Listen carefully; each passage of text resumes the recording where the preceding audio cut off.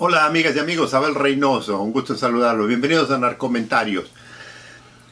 En el último video concluimos una etapa muy importante de el comienzo de posiblemente donde empieza a cambiar un poco la mentalidad del mundo en general del consumo de droga desde el punto de vista estrictamente médico al consumo de droga de placer, y luego el cambio que esto genera y la forma en que la droga se empieza a comercializar. O sea, una de las cosas importantes que debemos de entender es que el negocio que hoy representa el narcotráfico, particularmente la venta de drogas, en una época no era tan importante ni tan exigente. O sea, le vuelvo a comentar lo que hice anteriormente, que mucha gente hoy en día particularmente lee o escucha o ve a través de videos o de algunos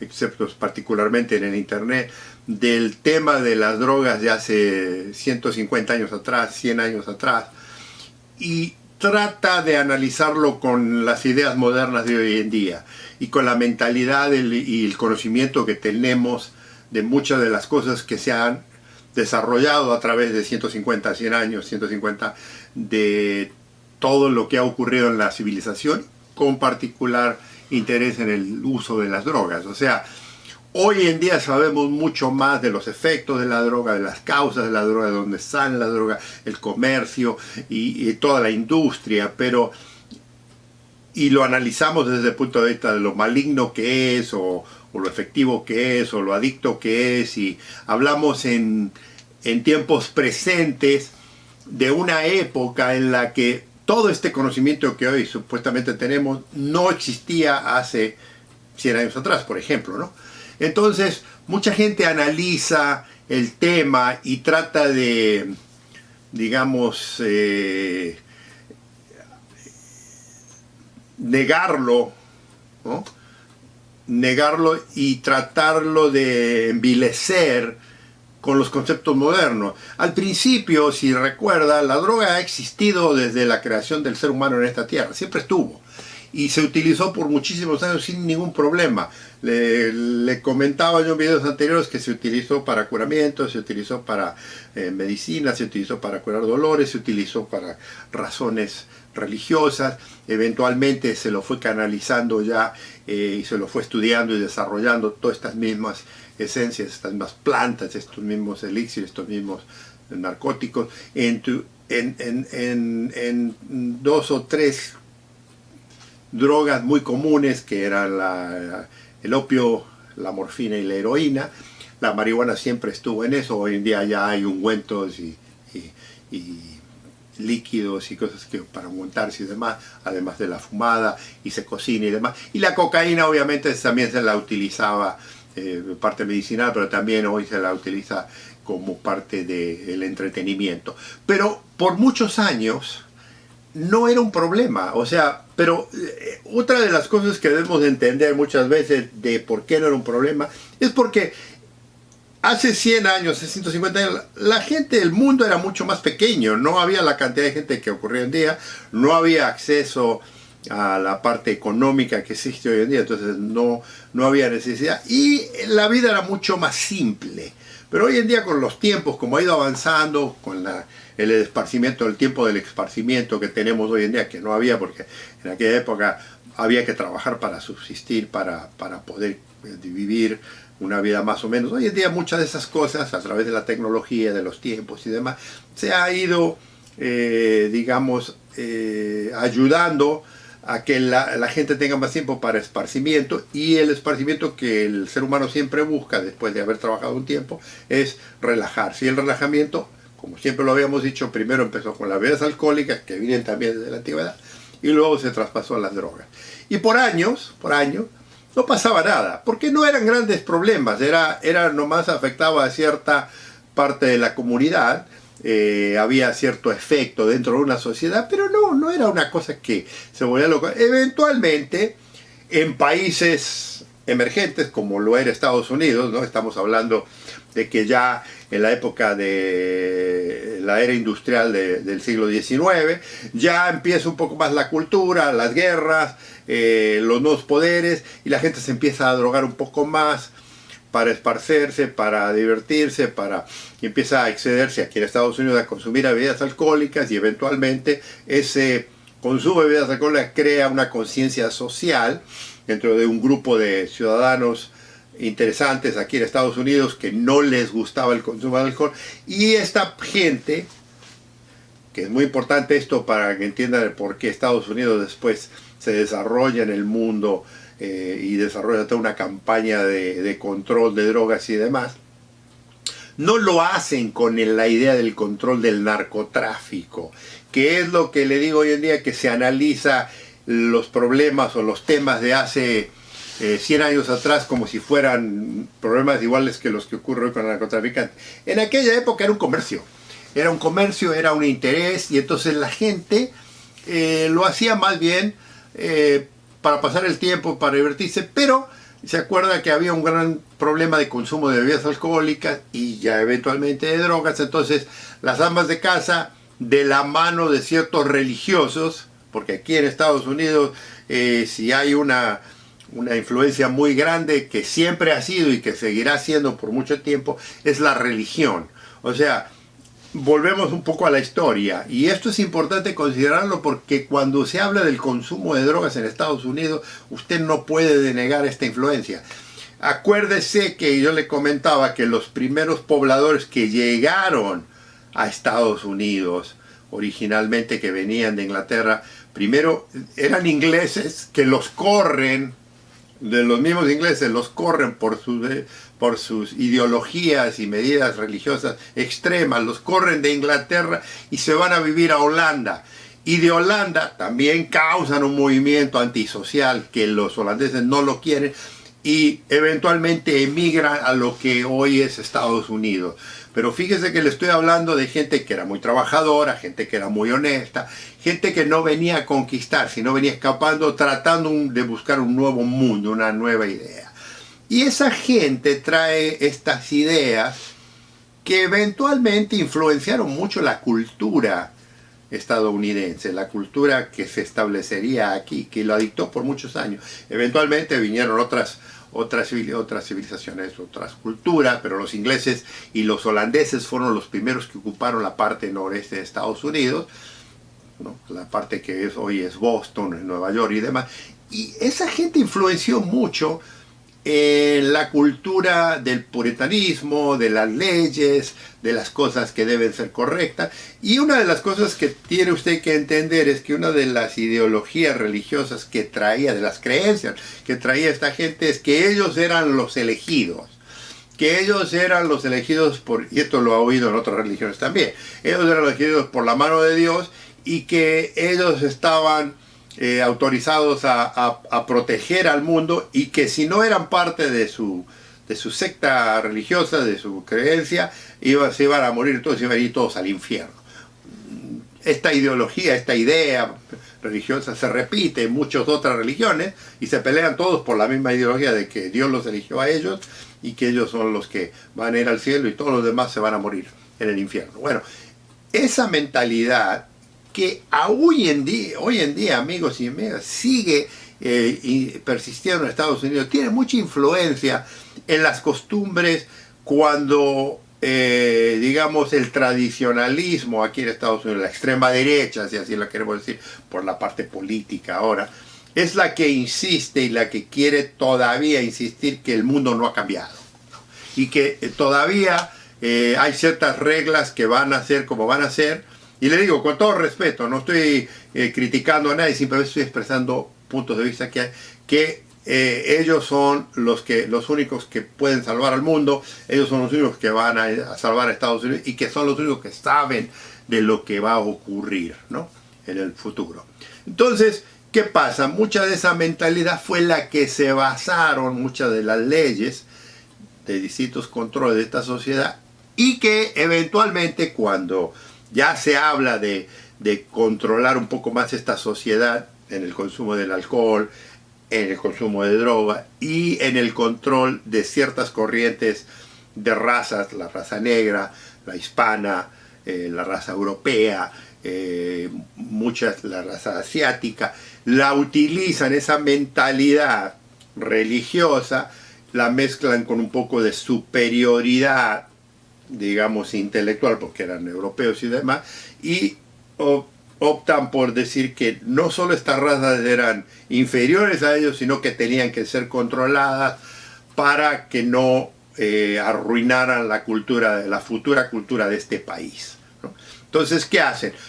No necesariamente los matan como en otros países, pero sí hay una campaña específicamente contra el indio estadounidense, el norteamericano, que ya vivía en estas cosas. Hay una campaña de exterminación muy seria que vinieron después en el siglo XIX a través de, y usted lo ha visto esto seguro, si no ha leído la historia, lo ha visto a través de películas entre los famosos cowboys y el ejército de Estados Unidos contra los indios en las guerras famosas indígenas. Siempre hubo eso. Eso es parte de la ideología racista y de la ideología puritana y de la ideología religiosa. El cristianismo, nadie que no es parte del cristianismo puede ser aceptado en la sociedad, y además no solo vamos a adoptar ciertas reglas de la Biblia y del Nuevo Testamento y demás, sino que vamos a crear más para restringir que esta gente se introduzca y se mezcle con nosotros. Esa ideología ha perdurado a través de muchos años aquí en Estados Unidos y se la ha utilizado en distintas formas, y una de las formas que se la ha utilizado es a través de controles de sustancias que alteraban la personalidad y la mentalidad de esta gente, ¿no? Claro, cuando el indio se emborracha, causa, porque los indígenas tienen un problema, aparentemente es un problema genético, de que cuando consumen bebidas alcohólicas se controlan totalmente. Le digo, esto no está científicamente comprobado, pero uno de los grandes problemas de muchas de las tribus indígenas siempre fue el gran consumo de alcohol, y hoy en día sigue siendo uno de los grandes problemas dentro de las reservaciones de las partes donde Estados Unidos ha instalado muchos pueblos indígenas. Luego, con la inmigración china, que se recuerda, hablé un tiempo de que la inmigración china vino aquí a Estados Unidos cerca de 1840, 1850, particularmente en California, cuando la fiebre del oro y la construcción de los ferrocarriles, los chinos llegan aquí y traen esa cultura de fumar opio, que yo le comenté que los ingleses la aprovecharon para inundar China con opio, así se podían quedar con todo el té que los chinos producían.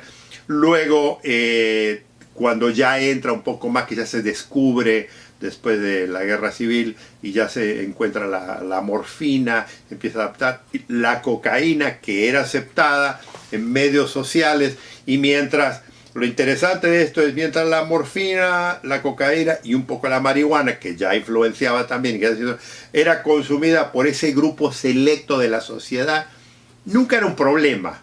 ¿Por qué? Se conocían entre ellos, porque el grupo, vuelvo a repetirle, era muy reducido. O sea, las colonias no eran lo que son hoy en día, y eventualmente las ciudades no eran lo que son hoy en día, y la élite, que era el blanco, el anglosajón, controlaba su uso. Pero ¿qué pasa cuando estos productos, particularmente las bebidas alcohólicas y las drogas, qué pasa cuando estas empiezan a distribuirse entre los blancos, pero no solo los blancos, sino los hispanos, los negros, los orientales y demás, y empiezan a crear problemas? Y uno de los problemas, que les digo, está todo ampliamente documentado, y aquí en YouTube hay excelentes canales que demuestran esto, empieza cierta parte de la sociedad anglosajona a interesarse en el consumo y a cohabitar con estos grupos sociales que no eran bien recibidos. Les digo, los orientales, los mexicanos, los hispanos y los afroamericanos empiezan a cohabitar, particularmente las mujeres. Entonces todo esto crea un movimiento antisocial que es transferido y es, digamos, controlado, tratado de controlar a través de leyes, porque no los podían matar a todos, porque ya los habían integrado en la sociedad. Entonces los quieren controlar y crean esa cultura digamos, de racismo a través de los usos de las leyes y demás, con la esclavitud y todos esos problemas que Estados Unidos siempre tuvo en su historia. Ahora, ¿qué ocurre? Eventualmente, todos ese problema social a través de los tiempos que va creciendo, se va desarrollando y usted lo encuentra que se va dirigiendo, pero como hay otros problemas de expansiones, hay problemas, le digo, de la guerra civil primero, luego viene la Primera Guerra Mundial, luego viene la Segunda Guerra Mundial. Estados Unidos está muy preocupado con cosas internacionales de política y su estructura y su estatura ante el mundo. Y entonces una de las cosas que no le presta mucha atención es el consumo interno, porque una de las cosas que yo les comenté en la historia cuando hablamos de los primeros pobladores es que además de ser muy religiosos y puritanos, eran grandes consumidores de bebidas alcohólicas. O sea, ellos ya venían con el tema del alcoholismo. Pero eso nunca aminoró, nunca digamos, se controló totalmente. Y es aquí donde se crea de conjunto de interés entre las amas de casa y los ciertos partidos políticos y religiosos, estas leyes que eventualmente culminan en 1920 con la ley que prohíbe la fabricación, no prohíbe el consumo, sino la fabricación y la posesión de bebidas alcohólicas. Este interés dura por 10, 12, 13 años. Lo mismo ocurre con la droga.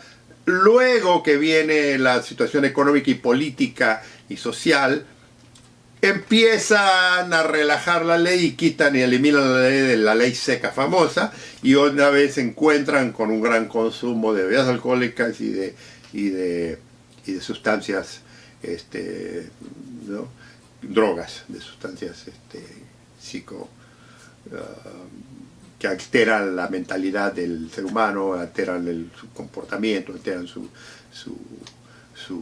digamos, su estado psíquico, con agresión, con extremos deseos o emocionales que supuestamente no se podían controlar. Mucho de esto, y ya lo he hablado yo aquí anteriormente, mucho de esto era mucha mentira, era un cuento. Y una de las cosas que ya empezaba a ocurrir en esa época, y ya le estoy hablando siglo XIX, siglo XX, comienzos, es ya explota en Estados Unidos algo que no se conocía anteriormente en Europa, que es el extremo amarillismo de los medios,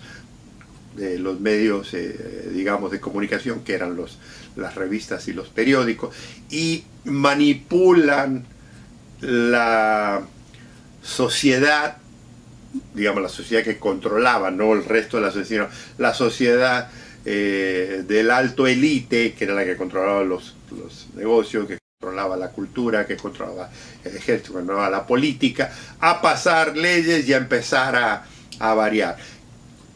Pero hasta ese momento la droga no era un gran problema. No era un gran problema hasta que ciertos individuos que se molestaban del uso de drogas y de bebidas alcohólicas por estas razas empiezan a decidir que esto no es aceptable.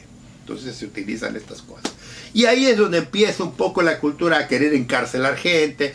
Es donde yo les comentaba que empiezan a meter muchos médicos, porque los médicos tenían que recetar drogas y demás. Empiezan a explotar ese ángulo. Que, fíjense qué cosa curiosa, a través de los tiempos varía en sus esfuerzos. Porque mientras Estados Unidos se incorpora a situaciones bélicas como fue la Primera Guerra Mundial, luego la Segunda Guerra Mundial, luego la Guerra de Corea, mucho de este tema de las drogas se apacigua y no se le presta atención.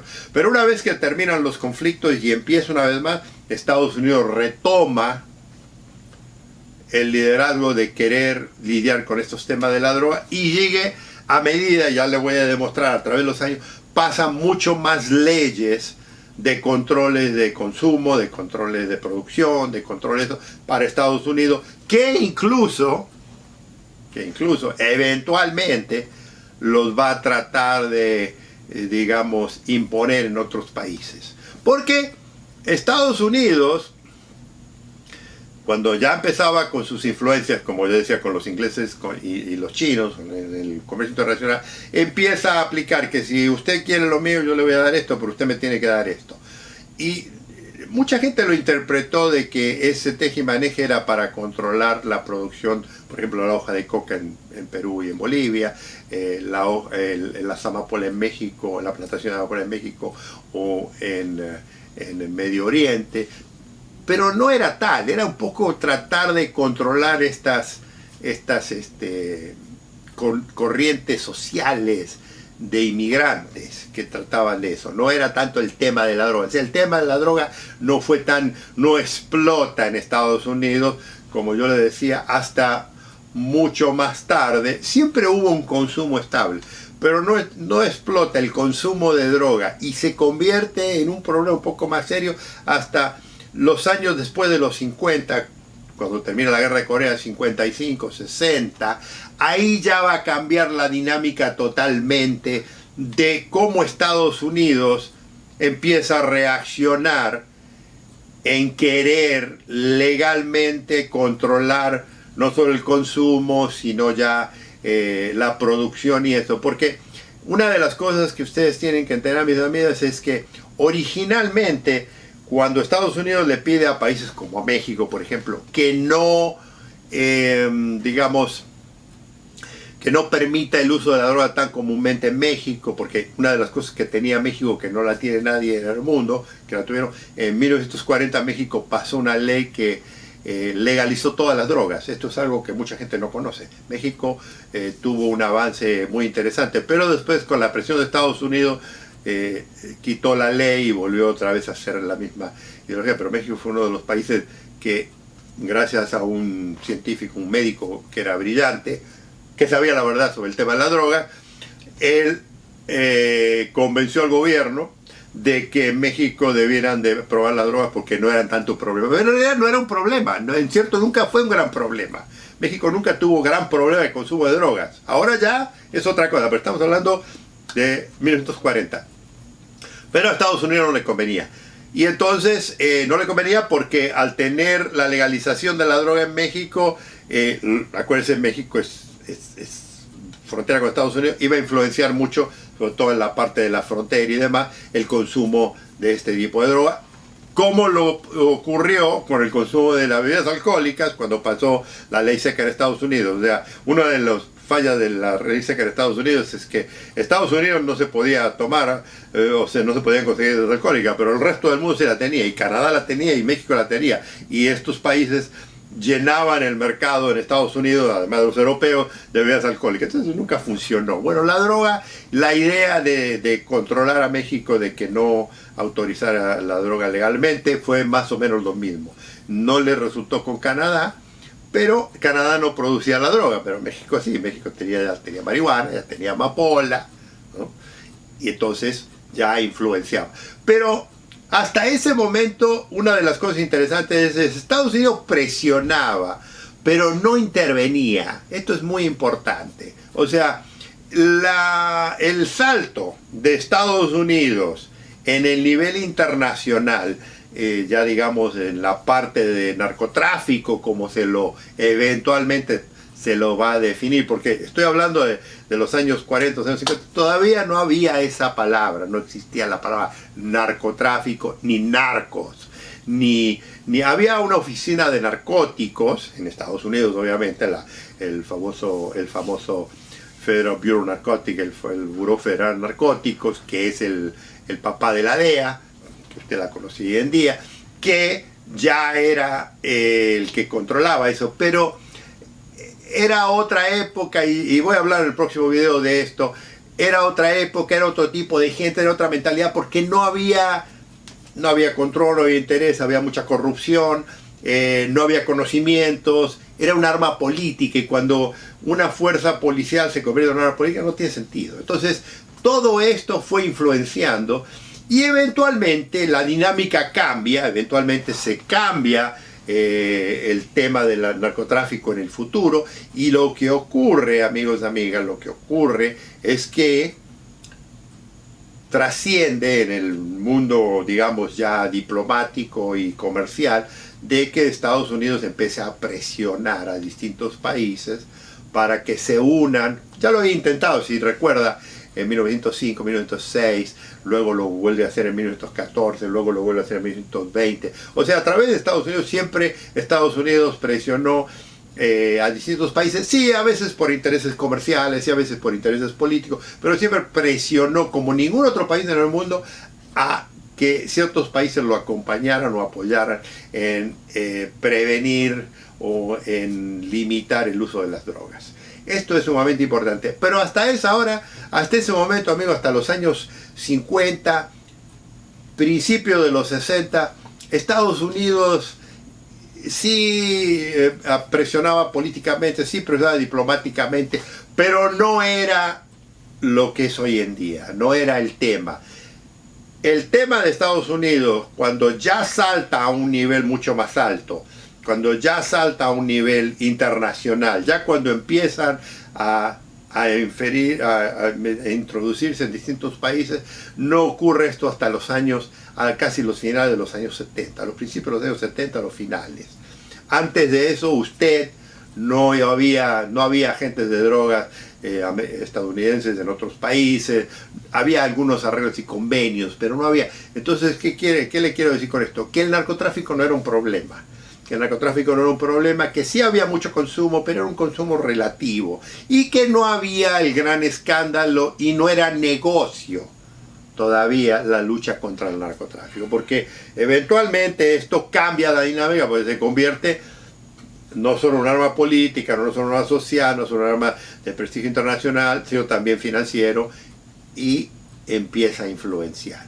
Pero esto, amigos, lo vamos a dejar para un próximo video, porque le digo, ya estamos en la puerta de lo que vendría a ser el cambio dinámico de la lucha contra las drogas. Todavía no es narcotráfico. La lucha contra drogas, la idea de controlar más la producción, de controlar más el consumo, de empezar a... las leyes ya existían, pero ya vienen nuevas leyes. Nuevos cambios, nuevas ideas, nuevas presiones políticas, nuevos intereses, y además el consumo de droga ya después empieza a unir con ideologías políticas que una vez más las cobran ciertos puritanos, ciertos políticos de extrema derecha que utilizan la droga para controlar movimientos políticos y sociales aquí en Estados Unidos. Esto lo vamos a hablar en los próximos videos. Amigos y amigas, los invito a que nos inscriban, los invito a que nos hagan preguntas y los invito a que nos veamos en el próximo video. Un gusto en saludarlos.